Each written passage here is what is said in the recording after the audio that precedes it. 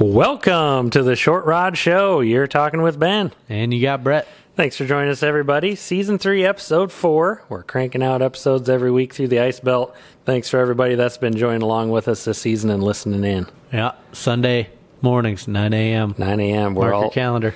All over your favorite podcast platforms, and then, of course, YouTube as well. We'll be here through probably March sometime. Well, hopefully, if the ice holds. Yep. We'll see. We'll kind of run out of stuff by the end of that season. By the end of the season, if we don't have ice. Need to get out fishing, so we got some more to talk about. I know, right? Yeah. But yeah, what are we chatting about today, Brett? Today we're going to touch a little bit, just some housekeeping stuff here right at the beginning, and then Ben and I are going to dump out our jig boxes. Not literally, because that'd be a disaster. But yeah, just go through the jigs, what we have, kind of what we like about them, where they're from, how they're holding up, what we use them for, different applications, maybe some jig storage, and that sort of deal. Jigs, all about jigs. Yeah, all about jigs. You wouldn't believe how much you could talk about jigs. Absolutely, a staple of the ice fishing world. Yeah, and I think this will be, if you know of a loved one that you believe will get you some ice fishing gear for Christmas, this might be a good podcast to suggest that they listen to. Absolutely. Perhaps then they'll be a little more informed on picking you up some jigs. Absolutely. So yeah, and last week's episode, if you guys haven't caught that, head on over, check it out. Man, it turned out nice. Yeah. Really cool sitting down chatting with Jesse Willick from Iceaholics, and just chatting a bunch of different topics, touched on a bunch of different things about fishing in Ontario, where he's at, Southern Ontario. Yep. The differences between how we fish and how he fishes, some of his setup. So that turned out really cool. And then got to do a giveaway at the end. Yeah. Congratulations to those guys, Craig and Rigdon. Earlier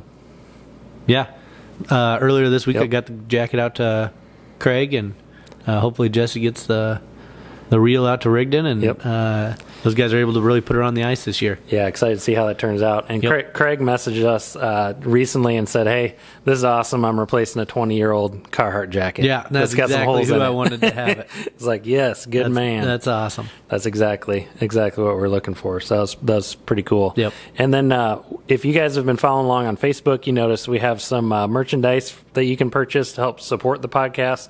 We're rocking the tumblers here today. Yeah. These are kind of our favorites. They're super legit tumblers. I mean, they don't have the Yeti brand name on them. Dang it, we couldn't afford the Yeti. But I've used Yetis, and these are just as good, if not better. Oh, well, I will actually say that they're better.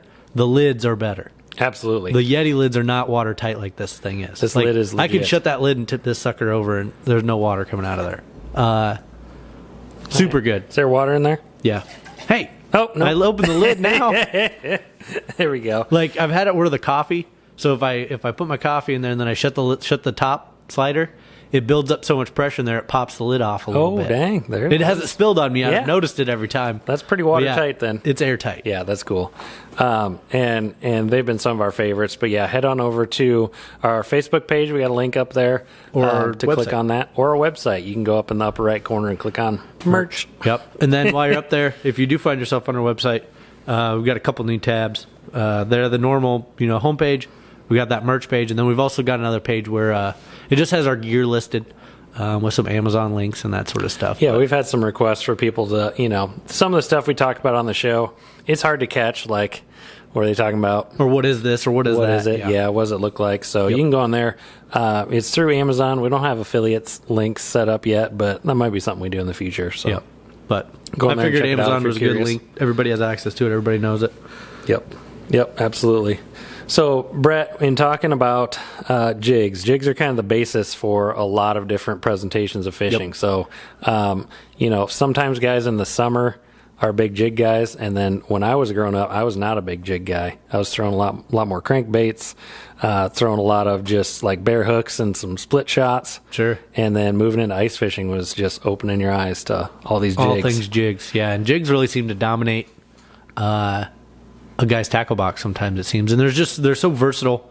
The two main categories of ice fishing baits, and there's getting to be more and more different categories, but you got your spoons and your jigs. Like those are the bread and butter staple. Now there are some, you're getting into more rattle baits and that sort of stuff. But spoons and jigs, we're going to mostly focus on jigs today. We're just going to go right through what we have.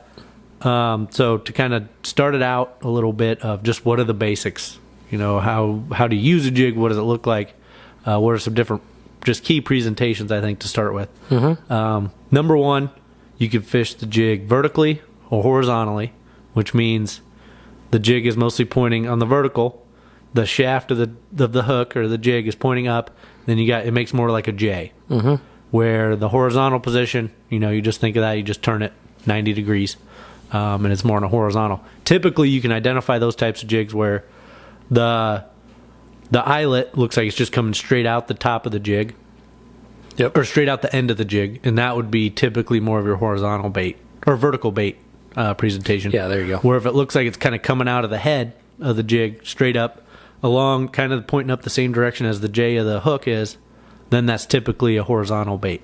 But I've gotten into some more gray area on the typically vertical presentations. You can tie like maybe a Palmer knot or something like that, where you can get a little bit more grip on your line, and then you can get by with fishing that horizontally also, and then you can do some cool stuff because then it gives you a little bit more flutter typically. And what I thought was cool in the last couple of years, it seems like the trend has always been towards horizontal. Like recently, a lot of the new tungsten baits, a lot of tungsten jigs. That's been their jam, is horizontal presentations. And some of the vertical stuff is getting kind of forgotten about, it seems like. So we fish vertical stuff all the time. Especially when the bite gets tough. If the bite is hot and heavy, vertical's the way to go. If you're getting short strikes, misses, you drop your jig down, you don't have to keep readjusting your line to get it to hang horizontal again. So that's a big I'd say a big thing with that is, so a lot of times if you're fishing horizontally, and I think horizontally as in the horizon, so it's got, it's laying you got to lay it out. Well, sometimes I have to think about myself because I get those two words mixed up as I'm talking. But what you'll notice sometimes is as a bluegill comes in to feed to bite your jig, sometimes it'll just bite the head. And that's when you think you're getting some of those short strikes or you're missing them. Sometimes they're just biting the head and they're not biting the hook end. Where you're running a vertical bait, it's only the hook end that they're going to be biting on. So then sometimes that can increase your hookup percentage. But then simply sometimes, it's just a matter of that's the presentation that they want, whether it's horizontal or vertical. And that's just a deal where you need to have it tied up, one or the other, ready to roll. And when I think of finesse, I think of vertical. When we're really getting into a tough bite, we're talking small jigs, downsizing, and doing some vertical because I'd say, at least in my jig box, my vertical presentation jigs are lighter. Where my horizontal presentation jigs, that's where I start to get into the 5 mil tungstens and the real heavy stuff. The big stuff. To punch through. So you got tungsten, you got standard lead, and we've talked about this on some other episodes of the show, and it gets a lot of press. The tungsten guys just pounding the tungsten. You gotta have tungsten. Well, I love the tungsten for the weight and the size ratio compared to lead. And the number one, I guess, the selling point that you see a lot of them talk about is we can get back down to the school faster. If you're in a hot and heavy bite, you can get back to the school faster. So let me unpackage a little bit of the theory behind that, and then kind of why. Sometimes I don't know if I've ever found myself in that situation, to be honest with you. So the theory about that is, say you're fishing, the fish are schooling, and you only got certain little waves coming through. You want a heavy lead or a heavy jig that once you hook one fish, you get them up, you can pop that off, and you can get that jig right back down there as fast as possible. A 5 mil tungsten, you could get down there a lot faster than like a little tin lightweight Cadis that weighs like nothing. You can get back down to those fish faster. But I don't know that I've ever ran into a situation where that's been critical, to be honest. And the type of fishing we do, we're rarely in more than 20 feet of water, I would say. See, that is where the application lives. Our jam's kind of 10 to 15 feet if you're fishing 15 foot or deeper, that's when the speed of that tungsten, I think, comes into play. And that's a game changer there. When you're talking about actually getting down to the bottom in a reasonable amount of time. Especially if you're running like a normal reel, like what you were open face or a dropper reel or something like that, where I'm running the schoolies, it don't matter really. You're peeling line as fast. I got to peel the line anyways. It's going down. It's all synced up.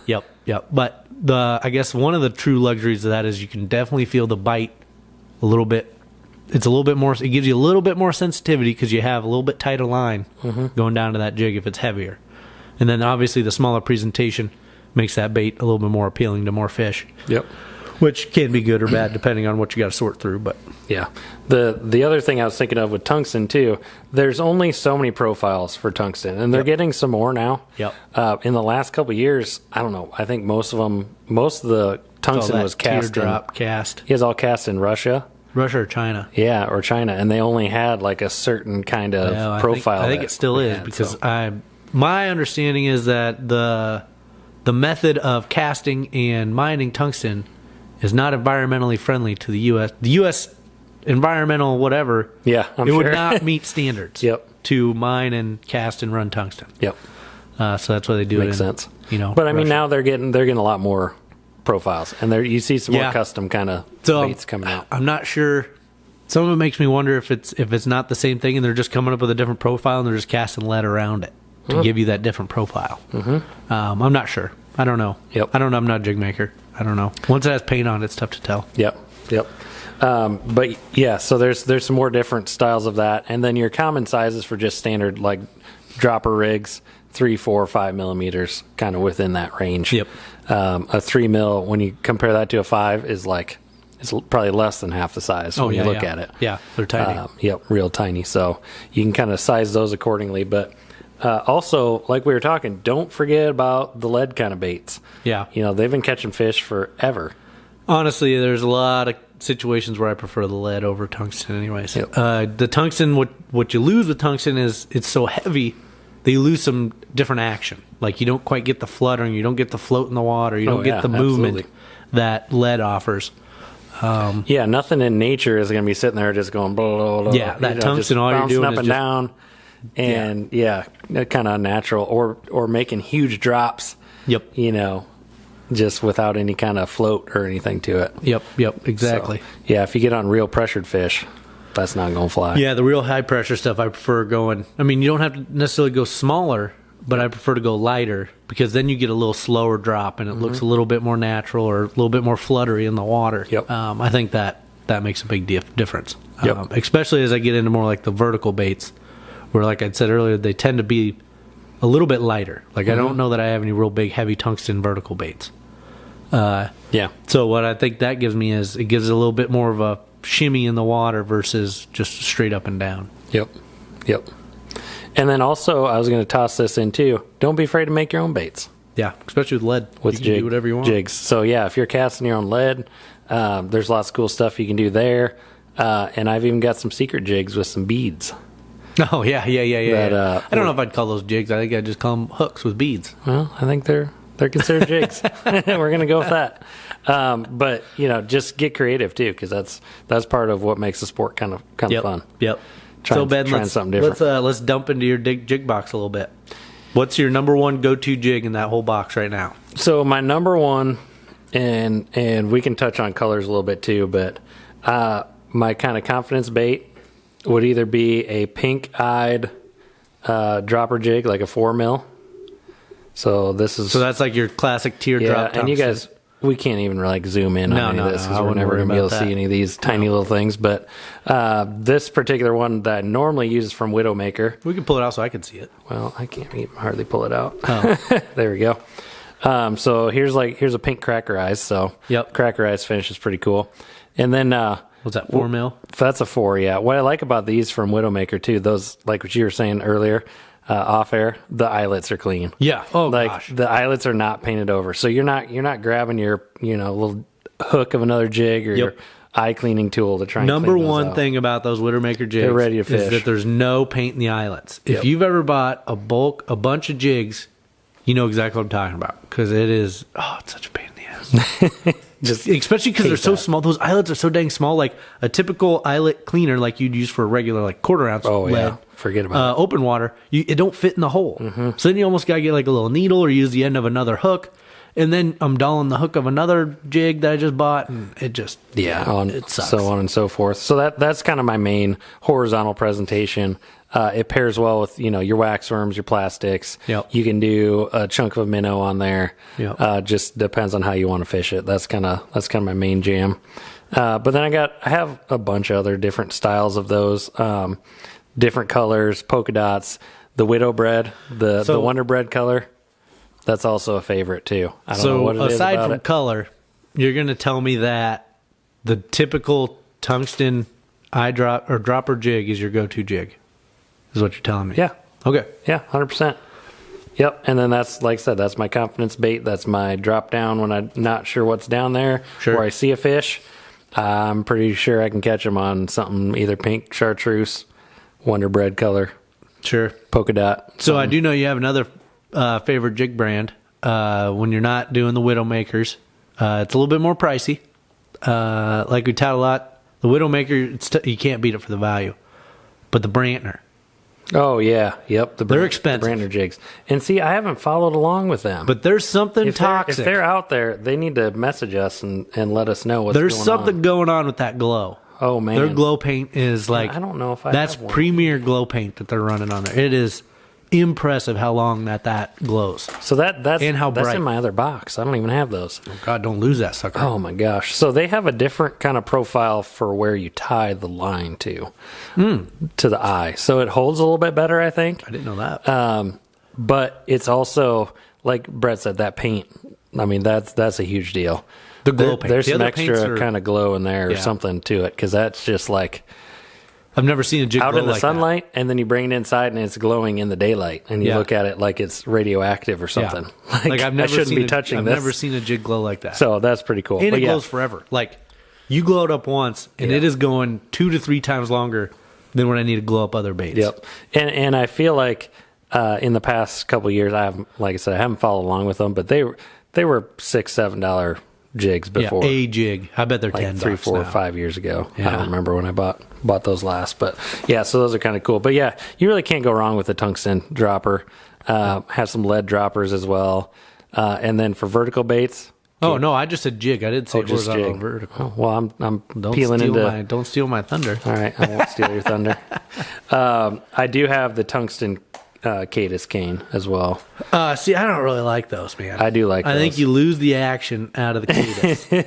So you can really downsize those and get something real tiny and short, like that little guy. Yep. Oh man. Yep, it just downsized the profile a little Yep. bit, but I feel like that was the beauty of the Cadis, is that long, skinny, sleek thing, and it just made that thing just bob back and forth. Yeah, But- so that's pretty unique. And then I was breaking into my grandpa's jig box before the show a little bit, and he actually had some Cadis canes as well from a long time original ago. Cadis, as it looks like. Yeah. That's a double color. That's a dual color. Yeah, one so it's there. red on top, a little white, a little bit of, and this might be, I don't know, might be homemade. It looks like I don't a know. couple chunks of little springs that you super glue onto. I a mean, hook. that's what the Cadises look like at from Widowmaker. Anyways, is there's some little tiny little spring around them that Yeah, they that's just pretty crust cool. in lead.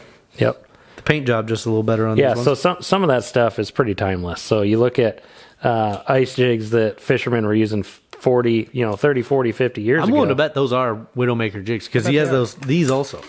He has this jig also in there. I don't remember what this one's called. Well, I just bought it. The flat blade one. Yeah. No, yeah, this guy. Oh, yeah. He has those exact ones in there. Oh, it is. That's cool. Just the paint's kind of worn off. Yeah, yeah. This one's caught more fish. I'm Yeah, sure. the other one's fresh out the package. Look at the eyelet's all clean too. Oh gosh, yes. That's pretty cool. But yeah, what are your go-tos, Brett, for just jigs? Just jig. So No spoons. oh yeah. That's yeah. another. So I mean, That's my, another 2-hour extravaganza. My episode. number one, and we've touted it, countless times on the podcast, is the Cadis. I know you wanted to break them up into different profiles, but so the Cadis cane, if you're not familiar with what it is basically you think of just a J hook, little tiny J hook, vertical presentation. Yep. And it's just got like, I don't know, a 1/4 inch of some encrusted lead up the shaft of the hook. Yep. Just before you get to the eyelet. Just enough to keep her below the ice. Yeah, I mean, it is light. You and need- it falls very slowly, but it has caught me more fish on a tough bite, not even on a tough bite, just a regular old day, Oh, absolutely. than any other jig that I've ever bought. It's just like a snack for fish at that point. And they can't resist it. My number one color is purple. Ooh, that's a good tip there. It's a throw. I Purple. tend to go for the darker colors, to be honest with you. Man, see, I use the colors that catch my eye. Yeah, and then I use them to catch You're the fish. guy that they all target, that the companies target. Oh, for sure. Catch the fisherman, not the fish. Total sucker for that. I'll go after the pinks and the chartreuse. Glow's my number 2 color on. Yep. The Cadis. Well, that's a good idea. Because that is a good night bite jig, too. Oh, they're killer, man. They crush everything. Like, there's not ever, so of the 5. You have caught pretty much every species on those. Oh, yeah. Easily. Like, of the, not even like a random fish here or there. It's like largemouth bass, largemouth like bass. big largemouth crappie, bass. bluegill. Big I mean, bass. just all the way down. Yep. Catfish. Yep. Channel cats, yeah. And, well, it's just so light that I feel like any little breath that fish sucks in, it's going to get... But be in their you're mouth. also not going to run that with like some 10-pound fluoro either. No, I run 3 to 4 for everything, pretty much. Yep. You need some light finesse kind of line. Yep. I'd say number 2 though is, and I don't have it in this jig box. It's tied onto one of my rods at home. Is that Acme rattle? I got that in here. Do you remember what the name of that exactly is? Yeah, rattling something or other. What's this called? Do you remember? I thought it was like the it's got the steel chamber in it. Yeah, rattling. I don't know if you can hear that on The tungsten rattle jig. Yeah, Acme makes it. That's a crusher, man. See, and I haven't caught anything on it. Oh, the black and the gold are the 2 that I There bring. you go. And dark colors again. They just slam. Well, what I like about the black one is it's got like gold scales going down the back. It looks pretty sick. And it crushes fish. Again, clean eyelets because it's a fairly expensive jig. Yeah, these are like $5-6. Yeah, they're $5 or $6 a piece. Yep. But they're pretty good. They are cool with the little googly eyes. And they're a much bigger profile than your typical jig. Yeah, you look at them from below, they're pretty darn wide. Yep. So that's a little bit different. I do think there's something to be said about fishing a variety of profiles of jigs too.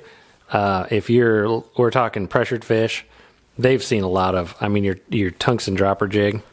Everybody and their brothers throwing that down there. Yep. So Sometimes throwing on twice. something a little different would be kind of cool. So Yep. yeah. And then maybe after the break here, we'll chat some more on some of these other jigs we got in the box. Yeah. Because, man, these are our small boxes, so we're not going to break into that. No, these are my main ones. But yeah, I don't carry a pile of them. Yeah, I carry a lot more than these, which is probably not. I always go back to the same kind of ones. That's the thing. It's like exactly. at the end of the day, I kind of have my go-tos, and I'll mix it up a little bit, but not nearly enough. Yeah. So. Now we'll break into, after the break, we'll go into more of the specialty. Yeah, that type sounds stuff we good. got. Cool. Well, that's coming up next on The Short Rod Show. Hey, welcome back, everybody. Thanks for joining us through the break. Today we are talking jigs, all about different jigs. Kind of going through our jig boxes here, sitting down at the pool table, just having a blast. Having a Miller. A little late night recording session, a little later than normal, but Yeah, that's all right. we'll make it through. I kind of feel like I'm hitting my stride here in the There evening. you go. You get Brett talking about jigs, it's going to be a good Yeah, night. I do like talking about. Well, it gives me an opportunity. I like to talk about more just the approach to jigs and your thought process rather than just, oh, you need to go out and buy this jig. I don't give a shit about that. It's just, why do I need to use this jig and what is it good for? What's the application that this jig is here for? You're all about the usage. Getting it dialed in. I care about the commercial. I could care less about the commercialization. I just want to catch fish. There you go. Yeah. Absolutely. So, what else are we talking about with jigs, Brett? Give us your rundown on some more of your favorites. I know. Yeah, let's go over some of the specialty stuff first. Then we'll go over some of the new jigs that we picked up. Specialties. Yeah, right. I'm going to put the new box away. We'll go over some of the old specialty stuff that I like to run first. And kind of why I did it, what we use them for. Yep. If I'm in that situation. So gosh dang it, I don't remember the names of most of this stuff anymore. This will be an interesting the episode. Calamity. Do you remember when I Calamity, busted this out first? Yep. We were up northern Iowa along I-35. Yep. Big old damn bass came and bit this thing. First time I tied one, so luckily I bought two. Rarely I buy two of the same thing. Just because I don't know. So I've talked about this on the podcast before, this specific jig. So what it is it's a horizontal bait. Really, it's kind of a long hook. And it looks like it's just got a bottle cap bent over the side of it with some lead filled in the bottom of it. Yep. So it gives it a really kind of a little shimmy as you jig it. Oh, I got a few of those too. Yeah. And I've only tied. I don't tie it on. I've only tied it on a handful of times. But the first time I tied one on, big old Bet Billy came in, because we still had your camera on, because I remember seeing it. Yep. Big old Billy came in, just crushed it, broke my line right off. Like I didn't even hardly get a chance to fight it. I was like, gosh, dang it! Oh man! Went and tied the next one on. Billy never came back. It's a cool kind of profile because it flutters around. Yep. It's kind of a cross between a jig and a spoon, and it's a pretty big profile for a jig. Yep. But then you got the different color underneath. Yep, the white. Mine's got white anyways on it. But there's other colors. This one's silver. This one's a hammered silver. I like it a lot, actually. Most of my jigs are just extremely well organized and laid out, so you know I haven't fished them yet. Yeah, you haven't used those. Those ones went right in the box and never came out. Exactly. Yeah, and I see you. So that leads me to the next one that I see you have are these little skirted jigs. Oh yeah, with the tied on fuzz on the bottom. Yep. So they got a little Sparkly skirt on fuzz. them. Yep, little fly jig type deal. So that's kind of cool because they do flutter out. Yep. Up and down and side to side. See, that's the value that I've gotten out of these. Is that the different action is you see when you pop that up. So looking at it, it is traditionally a vertical bait because the eyelet pops straight out the top. Yep. And yeah, so when you jig it down, it kind of flutters off to one side a little bit. I also like to fish it horizontally, but that's you can do whatever you want there. I also have some. That reminds me, I got some custom made Denny tied up jigs here also that I got a couple years back. It's kind of hard to beat those two. Something to be said about a good hair jig. The problem is, they're marabou, I believe. Marabou hair. Or feathers, I think is what they are. We got a yellow one, chartreuse, and then a black and pink one. So these are just jigs I had bought, and then Denny he had a tire, so he tied them up. Unfortunately, I don't think I've caught anything on them before. You thought those you think they fall slow. You thought they flew out with it's got like an inch of hair. Oh yeah, floating around this little tiny jig. Yep, you thought the Cadis fell slow. Those things fall like you'll fall asleep before they make it to the bottom. They're slow. That's pretty cool though. So you got a vertical and a horizontal. Yep. This one's got some yellow and some black. That's cool. He did some like streamer. Yeah. He put a little color in there.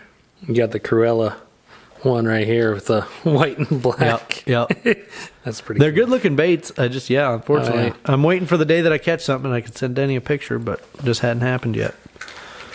Yeah, it's hard to beat a good hair jig too, because that's real custom kind of stuff. Yeah. Well, they're not real pretty, but yeah, they do. But guys get on different bites, and we talked last week a little bit about match the hatch kind of. Oh, definitely. Those kind of baits. That's what we're talking about. Pull out. It's figuring out what they're feeding on and presenting that to them. Yep. So we'll slowly work our way. Oh shit! Ooh, that's close. Yeah, we about had the gear dump there. Holy crap! What else? There's one more thing I want to talk on jigs, and that's kind of a live bait presentation jig, set line jig. Oh, okay. All right. So what a lot of people like to do is they'll run.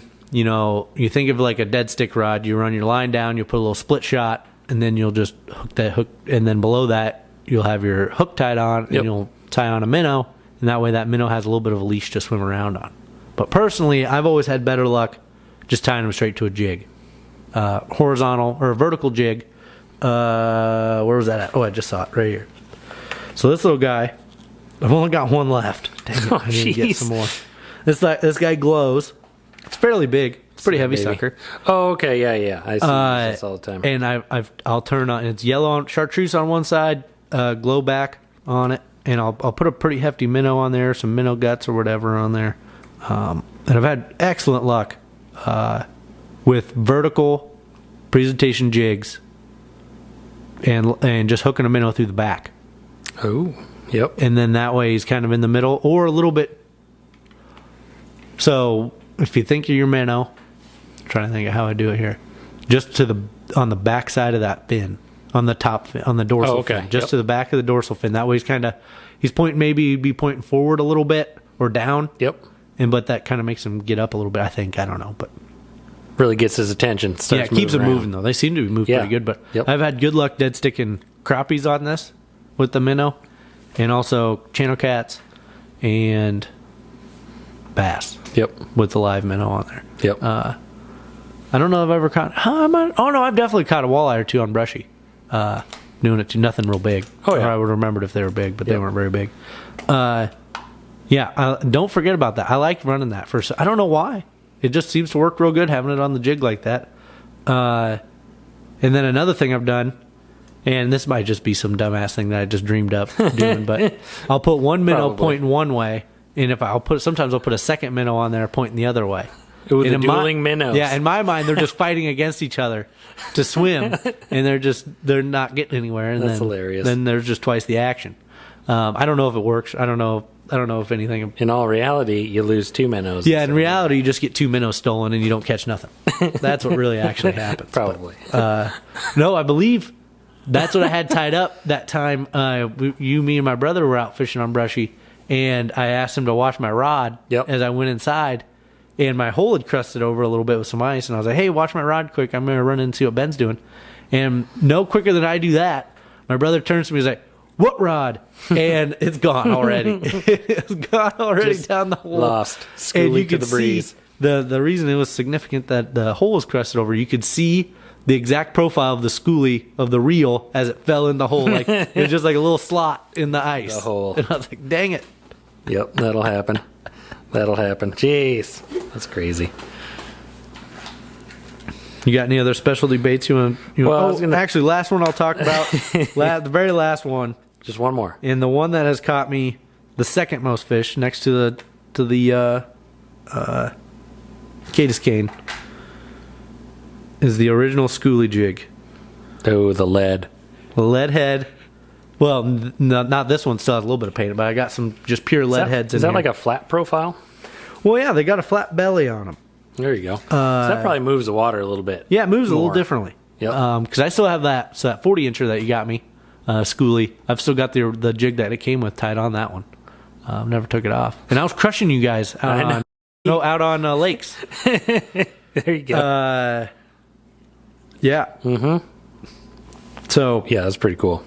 Yeah, the original Skully Jig see that profile is there. not to be forgotten. So it's a horizontal profile, kind of like your regular typical teardrop jig, except it's got a flat belly on it. Not very big, maybe 4 mil, but no, and it's pretty light too. When you look at the comparison of weight between a lead jig of the same size as a tungsten, they are like twice as light. Yep. Yeah, that's pretty interesting. Well, I'm going with some retro baits here. I've actually used these before, and I don't know at all what they're called. So somebody might have to school me on that, but they have a silver blade to them, and that's molded into a regular hook, and it almost looks like somebody soldered a hook onto a little metal blade. Sure. And then is that Colorado blade? Yeah, just a tiny little fluttery blade. Sure. And over that we have a little plastic, like fake worm looking thing that covers your. Yeah, that's something I've never seen before. So. That's kind of cool. And it's got 2 little black eyes and the hook coming right through the middle. To me, it's pointing the wrong direction.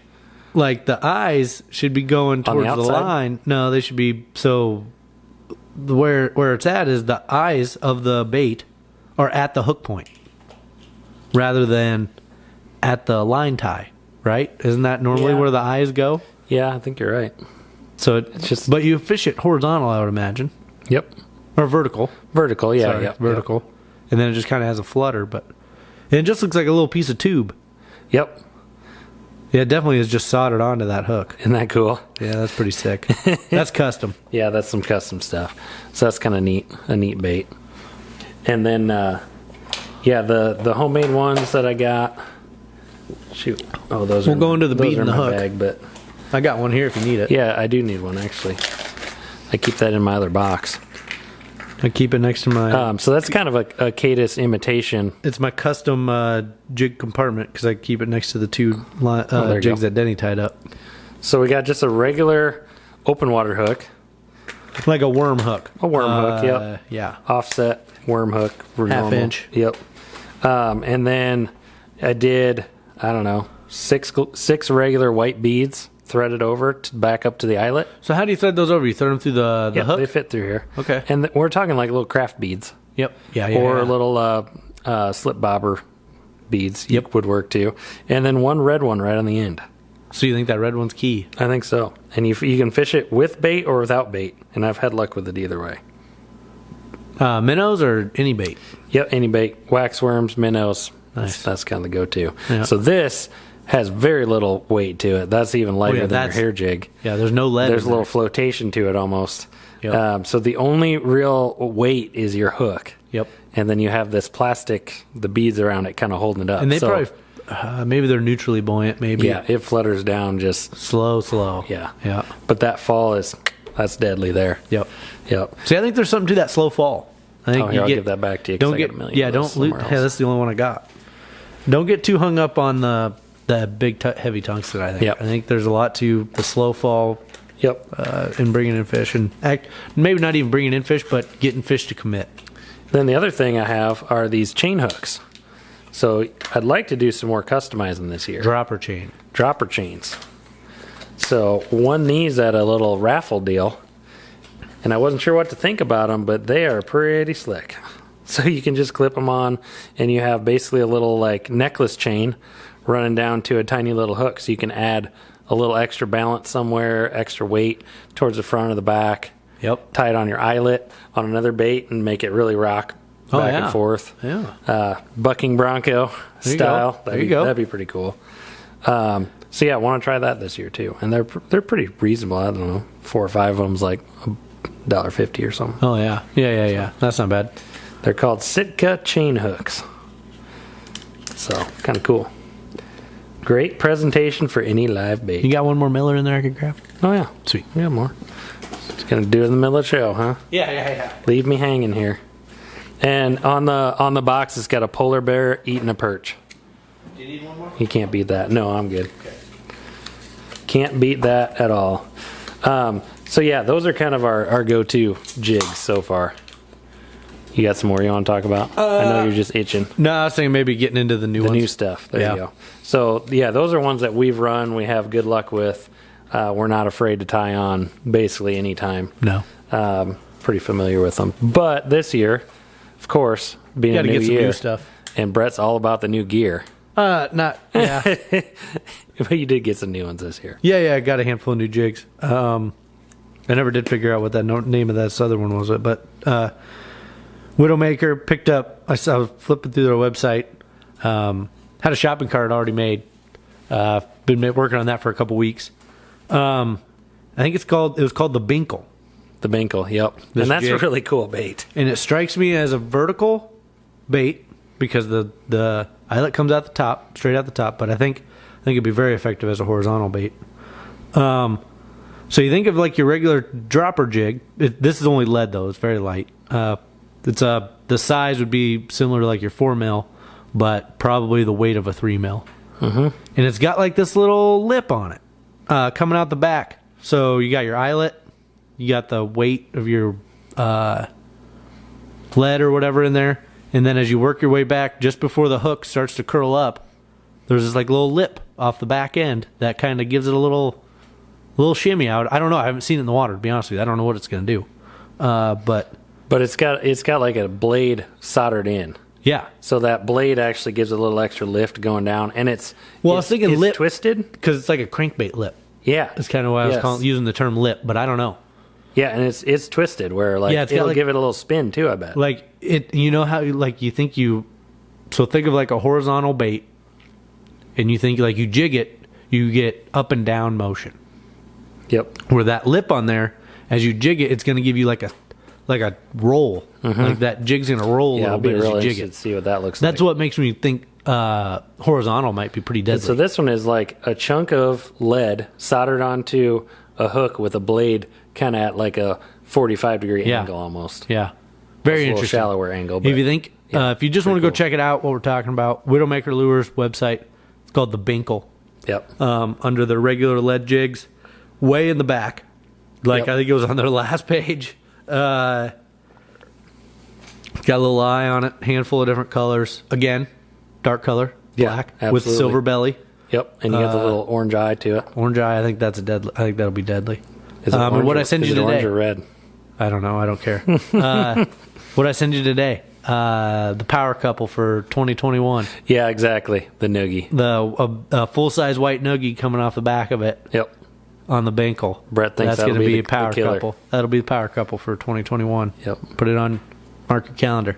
But it's cool with the different kind of plastics you can pair with these jigs. Yep. You can really make that presentation however you want. Yep. And we really talked about doing a little aquarium deal, watching the action of your jigs, testing them out. Yep. Bathtub kind of style. The tough part about that, well, I looked at it because I got a glass cylinder, is maybe I'm just not good enough running the camera, but it was tough to get the reflection and you couldn't really see what I was wanting We're to see. definitely not camera pros by any means, as you can see in our YouTube videos. Oh, yeah, definitely. And then the last thing that I want to talk about new jigs is, dang it, the name of this defeats me. The Droplet? The Droplet, is that what it's called? Yep. Okay, Droplet. Widowmaker Droplet. LIT, Droplet. It's tungsten. It's got a long shaft on it. Horizontal presentation. Where it really gets me excited about this is for catfish. Ooh, yep. Because I'm really going to be able to thread on. I think I'm going to thread on. My go-to bait or attractant this year, bait, is going to be shad guts.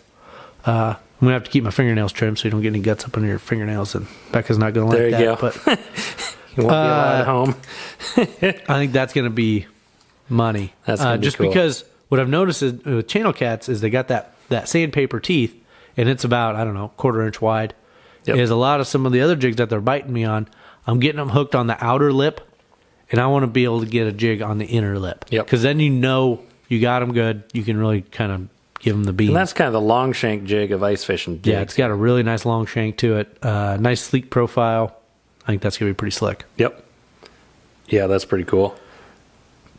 No, absolutely. Oh, and then I got these disco balls, but I don't know about those. Those might have just been more for show. I don't know. I'll let you talk about that. I know you got some too. Well, I got a few, yeah.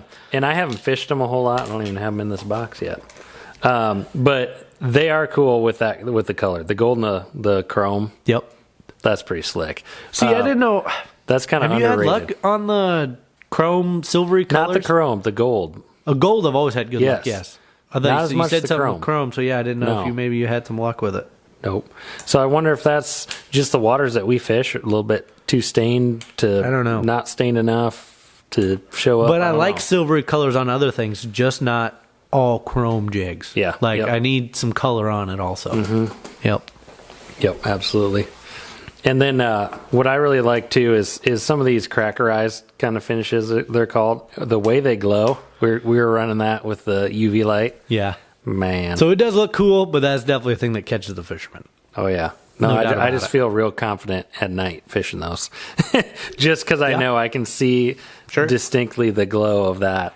And it kind of looks like it's just like out of a movie. So when I got here to your house, Ben, to record this podcast, you showed me your jigs and you said you kind of ordered some things on the smaller side this year. Yes. Why? Was there a thought behind that, or is that just how it worked out? So in the last few years, like I've looked at some of the baits that I fish, and I'm overconfident. I'm going out fishing big baits. Sure. Big baits, big fish. It's slowing down, and then I downsize, and then I end up losing all the small stuff. So those are the ones I need to restock. Oh, okay. So that's where I'm you just thinking, need to like, restock your smaller yeah, and arsenal. It pains me to do that because my pride's hurt just a little bit going from the big stuff down to the small stuff. But I know, I mean, I can always catch fish. You can't tell me that your size of your fish has suffered due to going to smaller jigs. No, it hasn't. No, absolutely not. And that's where, like, I felt a lot more confident this year ordering the smaller stuff. I didn't get anything bigger than a 3. Yep. You know, in tungsten size, and then a lot of lead stuff too. That's a little bit smaller. I'm glad I brought you to the side of the lead. Back on the lead. Yeah, I did. I mean, you can tell the evolution of my jig box is like all in on the tungsten for like 2-3 years, and then slowly it was like, maybe lead's not so bad, and then kind of go back. Even over the 3 years that we've done this podcast, I can see how much my influence has influenced your fishing. Of going to lead, getting away from the plastics as much. You didn't fish plastics nearly as much last year as you did the year before. No. Or the year before. 2 years ago, that's all you fished with. You didn't even bring live bait with you. And now, last year, you always had a puck of waxworms. Yep. Booyah. And then half the time we'll bring a minnow bucket. I don't know about that. I'd say half the time. The only reason I'm not into the minnow bucket thing is it's a pain in the ass to go get minnows. I got to go to the bait shop to go get them. Yeah, where I can buy the waxies, I can keep them all year in my house, and we're good to go. We need to raise some minnows down here. We could just have a little minnow tank. It'll That's all right. stink. Put it next to Henry's diaper. There you go. I don't stay down here. We'll be fine. That'd be hilarious. We might have to do that. Yeah. Yeah. So that's kind of cool. And then on a side note, so as we're kind of wrapping up here, Jesse got me thinking. So this is kind of crazy. He said what got him into ice fishing was watching Grumpy Old Men. Sure. I had never seen it. So you went out and watched it this week, right? Watched it. What'd you think? I thought it was hilarious. Yeah, I thought it's a great movie. Like, I would watch it again. Yeah, I watch it every Christmas. There you go. It's a good Christmas movie. So that's kind of funny. Something that got him into ice fishing. And they're really, the old man is hilarious. Hilarious. Oh, gosh. The old grandpa. I wasn't sure what to expect, how much ice fishing was going to be in it, and there really isn't a whole lot. No. But there's enough in there to keep. But there's going. enough where it's like, okay, that's kind of cool. And then you see some of the old stuff that they're using, and I still don't get how it's not quite Thanksgiving yet, and they're up in Minnesota, and they're just driving tractors and cars. I mean, they've been parked out right there on the ice for months. So yeah, that might be a little movie magic, but it's interesting. So anyway, a little tidbit: Grumpy Old Man. If you haven't seen it, go out and check it out. Yep, I hadn't seen, so pretty cool. I think that's all my jigs. Good deal. I don't think I have anything else to talk about. Yeah, that's kind of our main jig game there. If you guys are interested in any of this stuff, ask away. Yeah, shoot us questions. We like getting questions on it. We can usually point you in the right direction or know people that can. So Yep. That's the main thing. And like I said, we're not that great with all the names and everything because... Well, you just can't remember. I know. There's so many different ones. And they're just wonky names. Yep, exactly. Cool. So, yeah, we'll be bringing you some more episodes here. We'll record after... happy Thanksgiving, everybody. Yeah, happy Thanksgiving. It'll be after Thanksgiving when you guys hear this, but we'll get some episodes out to you, just like I said, every week, every Sunday. And hopefully get on some ice soon. Guys are actually getting out. Northern Minnesota, northern Wisconsin. So Upper Red Lake's getting close to locking up. Yeah, I was going to say, after this podcast, we could talk about what maybe we want to do after the St. Paul show. Yep. And then, the St. Paul show is coming right up. Yep. We're going to be attending that. I'm pretty excited for the Friday because it's not going to be nearly as busy, and hopefully we can chat it up with a few folks and get some unique perspectives on things. I'd love to get. Also, as I'm talking about this, is like if we can go talk to like a Hummingbird or Garmin engineer, because a lot of at that show they have the dudes that are developing this stuff. Ask the technical questions. Yeah, really get in deep. Yep, deep in the weeds on how that works versus like just the difference in sonar theory between how that works versus how your typical flasher sonar works. Yep, absolutely. Yep, that's pretty cool. Good. Well, we got a great rest of the season coming up. Man, we're not slowing down. We're not even started. We're revving up here, guys. So thanks for joining us throughout the season and looking forward to it. It's going to be awesome. Yep. Awesome. That's all coming up next on The Short Rod Show.